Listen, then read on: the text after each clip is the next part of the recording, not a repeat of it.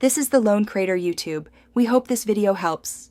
In this video, I will explain how to find the Volkswagen Beetle in Need for Speed Payback. First, you need to complete all the events within the Shift Lock League. Once you have successfully finished these races, you must then defeat the league's boss, known as the Underground Soldier. This crucial step will unlock the initial clue, allowing you to begin your exciting journey to locate and rebuild this iconic derelict car. Your first objective is to find the chassis of the Volkswagen Beetle.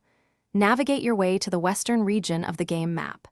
As you explore this area, keep an eye out for a distinct intersection. The chassis is typically situated just off this intersection, and you will often spot a burning fire nearby, making it easier to pinpoint its exact location. This is the foundation for your new ride.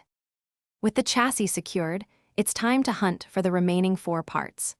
The first additional part is usually found quite close to the chassis, often requiring you to hit a large jump to reach it.